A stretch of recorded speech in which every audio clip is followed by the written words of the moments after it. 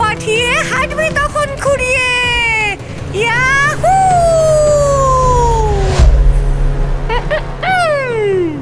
কাটাকুটি খেলি আমি, নিয়ে কেটিএম বাইক। ইউটিউবে ফলো করো, দাও একটা লাইক। ওই যে বাম্পার আসছে, এইবারই তো হবে আসল মজা। আরে আরে কোন হতচ্ছাড়া রে এটা?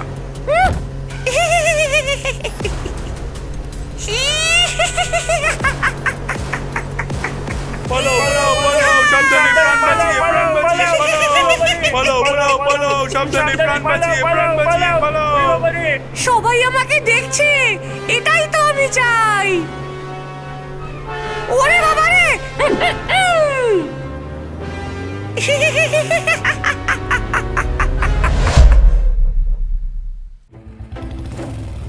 ভাই, এটাই তো জীবন। আরে খোকারা, এত আস্তে আস্তে গাড়ি চালালে হবে? দম থাকলে আমার সাথে রেস লাগাও। পারে না বাইক চালাতে, বাইক চালাতে এসেছে। ভিতুর ডিম যত সব। এই এই কি বললো ওই মেয়েটা? আমি ভিতু? দাঁড়াও দাঁড়াও, দেখাচ্ছি তোমাকে মজা। ঠিক আছে, রেস লাগাও, দেখি কে জেতে। ঠিক আছে, তাহলে চলো ব্রিজ পর্যন্ত রেস লাগাই। যে আগে ব্রিজে পৌঁছবে সে জিতবে। ঠিক আছে, তোমাকে আমি আগে যেতে দিচ্ছি। যাও, লেডিস ফার্স্ট। তোমাকে জেতার সুযোগ দিচ্ছি একটা, যদিও তুমি জিততে পারবে না। ঠিক আছে, সে তো দেখাই যাবে। ডাইনি হুশ করে লালুর সামনে দিয়ে বাইক নিয়ে বেরিয়ে যায়। লালুও তাকে অনুসরণ করে। দুজনার মধ্যে ধুমধুমার রেস হতে থাকে।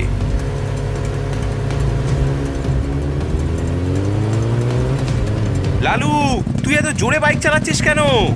ওই মেয়েটার সঙ্গে রেস করছি, ও আমাকে চ্যালেঞ্জ করেছে। ও পাগল আছে, ও তোকে মারতে চায়। এসব কি আজে বাজে বকছিস? আমরা রেস করছি। তুই কি জানিস না কেটিএম বাইকে একটি ডাইনি আছে যে রাতে ছেলেদেরকে হত্যা করে?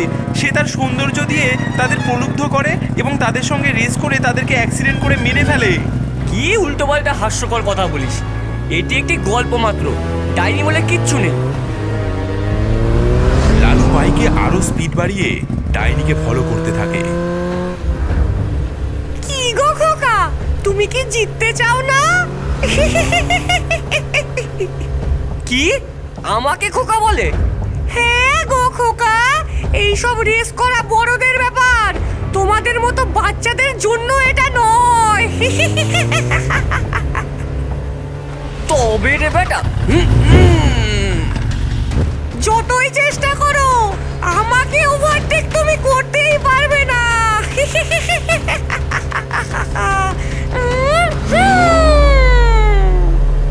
ঠিক আছে, দেখো তাহলে। হ্যাঁ, দেখো আমি পেরেছি। এত তাড়াতাড়ি না।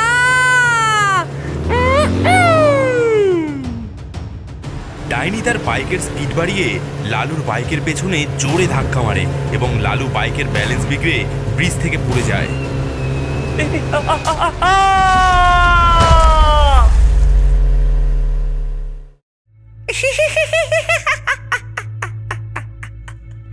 আমাকে ক্ষমা করো সোনা, তুমি হেরে গেলে।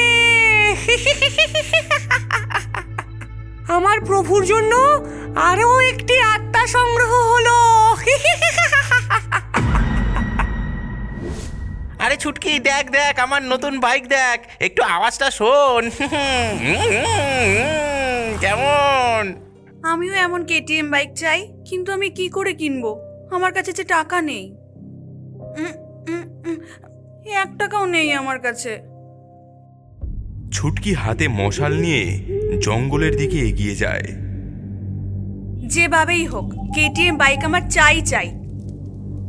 সে একটা বড় মন্দিরের মধ্যে প্রবেশ করে। মন্দিরটি পুরাতন এবং জরাজীর্ণ। ভেতরে একটি দেবীর মূর্তি। ছুটকি মূর্তির সামনে হাঁটু গেড়ে বসে। সে একটি ছুরি বের করে তার হাতের তালু কাটে। সে মূর্তির পায়ে রক্ত ঝরতে দেয়। হে মহান দেবী, আমি আপনার কাছে একটা অনুরোধ নিয়ে এসেছি। আমি সবসময় একটা কেটিএম বাইকের মালিক হওয়ার স্বপ্ন দেখেছি, কিন্তু আমি দরিদ্র। এবং এর জন্য সামর্থ্য আমার একদমই নেই। দয়া করে আমাকে একটি কেটিএম বাইক দিন। এর জন্য আপনি যা বলবেন আমি তাই করব। মূর্তির চোখ আরো উজ্জ্বল হয়ে ওঠে। একটি গম্ভীর এবং ভয়ঙ্কর কণ্ঠ মন্দিরে প্রতিধ্বনিত হয়। আমি যা বলবো তাই করবি? হ্যাঁ। খুব ভালো, আমি তোকে একটি কেটিএম বাইক দেব, কিন্তু বিনিময়ে তোকে তোর আত্মা দিতে হবে এবং প্রতি রাতে তোকে একটি মানুষের আত্মা আমাকে এনে দিতে হবে। তুই তোর এই বাইকের ব্যবহার করে মানুষদেরকে হত্যা করে তাদের আত্মাকে আমার কাছে নিয়ে আসবি। বল, এতে কি তুই রাজি? আমি রাজি। ঠিক আছে, বাইরে গিয়ে দেখ, তোর জন্য কেটিএম বাইক অপেক্ষা করছে। আর মনে রাখিস, তোর আত্মা এখন থেকে আমার। যদি একদিনও তুই আত্মা আনতে ব্যর্থ হয়েছিস, তাহলে মৃত্যুর চেয়েও খারাপ পরিণতি তোকে ভোগ করতে হবে। আমি রাজি। দেবী মন্ত্র বলে ছুটকিকে এক ডাইনিতে পরিবর্তিত করে ফেলে। সে মন্দির থেকে বেরিয়ে আসে। ডাইনিরূপী ছুটকি মন্দিরের বাইরে পার্ক করা একটি চকচকে নতুন কেটিএম বাইক দেখতে পায়। সে দৌড়ে এসে বাইকটি জড়িয়ে ধরে। এত সুন্দর একটা নতুন বাইক! ধন্যবাদ, ধন্যবাদ প্রভু।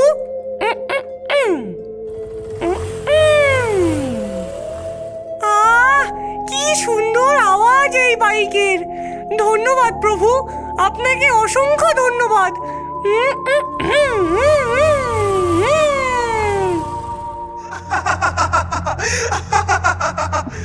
তোমার যাত্রা উপভোগ করো।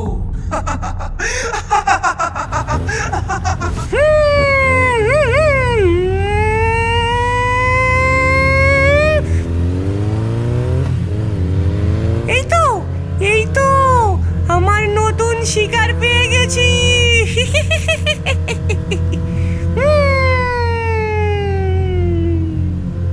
আরে এত আস্তে বাইক চালালে হবে নাকি?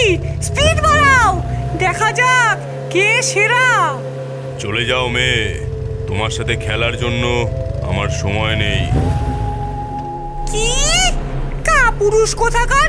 এসো আমার সাথে রেস করো। আমি বাজি ধরেছি, তুমি আমাকে হারাতে পারবে না। ঠিক আছে, তুমি যদি হারতেই চাও তো চলো, কিন্তু হেরে গেলে কেঁদো না। সে তো দেখাই যাবে কে হারবে আর কে জিতবে। মানুষটি ডাইনিকে ফলো করতে থাকে। এদিকে ডাইনি খুব স্পিডে এগিয়ে যেতে থাকে। মানুষটি লক্ষ্য করে এটা আদেও কোনো মেয়ে নয়, এটা একটা ডাইনি এবং তার বাইকের থেকে লাল আভা বেরোচ্ছে।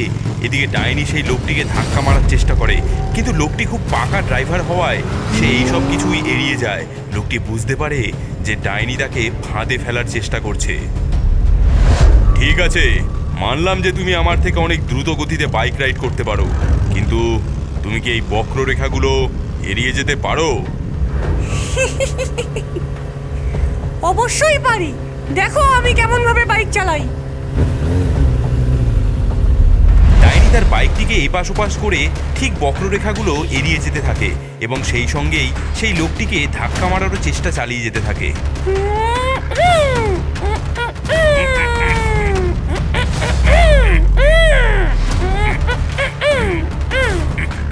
এদিকে ডাইনির বারবারন্ত দেখে লোকটি বিড়বিড় করে কিছু মন্ত্র বলে তার চারিপাশে একটি প্রতিরক্ষা কবচ বানিয়ে ফেলে।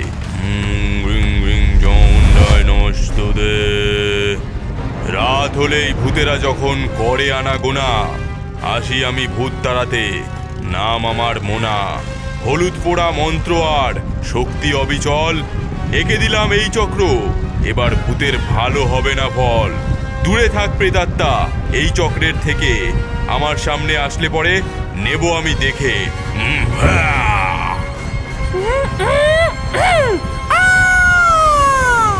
চমৎকার চেষ্টা ডাইনি, কিন্তু তুই আমাকে বোকা বানাতে পারবি না।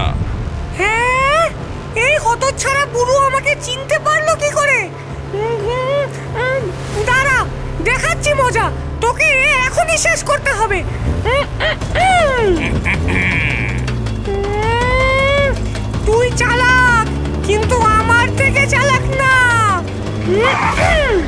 ডাইনি তার বাইকে জোরে ব্রেক কষে যাতে লোকটি তার বাইকে এসে ধাক্কা মারে, কিন্তু লোকটিও চালাক, সেও তার বাইকে জোরে ব্রেক কষে দাঁড়িয়ে পড়ে। ডাইনি, তুই শয়তান হতে পারিস, কিন্তু আমার মাথায় তোর চেয়েও বেশি শয়তানি বুদ্ধি আছে, বুঝলি?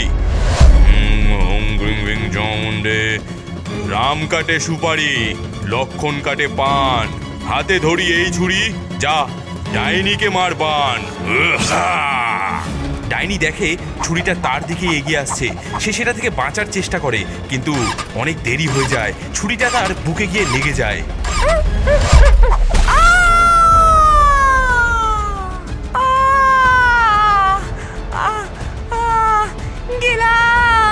গেলাম গো। মানুষটি ডাইনির দিকে এগিয়ে যায় এবং তার পকেট থেকে একটি কাঁচের শিশি বার করে ডাইনির আত্মাকে বন্দি করে নেয়। ছেড়ে দে আমাকে, ওরে হতচ্ছাড়া নষ্টার, ছেড়ে দে আমাকে, ওরে বাবা গো। ইনি একজন তান্ত্রিক, জাদুবিদ্যায় পারদর্শী। ইনি অনেক দিন ধরেই এই ডাইনিকে খুঁজছিলেন, অবশেষে তাকে খুঁজে পেয়ে তাকে বন্দি করলেন। ডাইনি, এবার থেকে তোর সন্ত্রাসের রাজত্ব শেষ।